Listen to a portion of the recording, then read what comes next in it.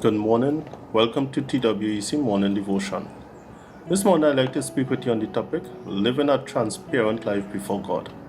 And I'll be reading from the book of Hebrews chapter 4 and verse 13, which reads, "And no creature is hidden from his sight, but all are naked and exposed to the eyes of him to whom we must give an account." This morning, if we take a moment to look at our own life, we'll be able to conclude that the truest measurement of our spiritual maturity can always be found during our private moments. When nobody is present to see, we need to ask ourselves some questions. How pure is our eyes? When we are alone, how honest are our prayers? When there is no threat of being contradicted, how accurate are we with our words?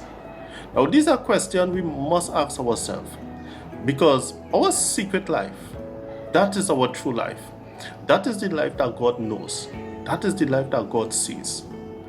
Now, because of the fallen human nature, we have developed a universal tendency in that we are more concerned with our reputation among others than we are with our standing before God. We do not want our friends or acquaintances to know our deepest secret for fear of embarrassment or what they might think about us. But surprisingly, we have no embarrassment at them before God.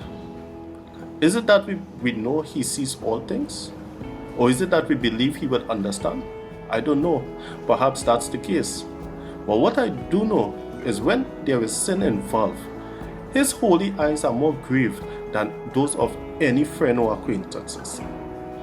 Yet, our fear is towards others and not towards God. That is why Jesus spent a lot of time encouraging His disciples to guard the integrity of their secret life. Their spirituality was to be most honestly lived behind closed doors. He admonished that they should pray in their closet, fast not to be seen by men, and when they give tithes and offering, don't let the right hand know what the left was doing. These are the signs which highlights maturity is real and not just for a show. But unfortunately, this is the type of secrecy we save for sin. Based on our fallen nature, it is natural for us to want to keep our sin in darkness and to show off our spirituality.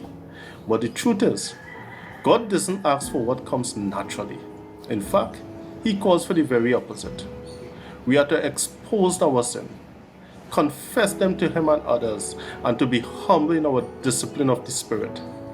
Faith will show itself in works, but it will never show off. Sin, on the other hand, will hide itself from others. But what I do know is that it cannot hide itself from God. If you are like most, your reputation is sacred to you. You guard it well. But what matters more? Your reputation in this world or your reputation with God? The opinion that counts the most is God's. His assessment of our secret sin is graver than the assessment of others.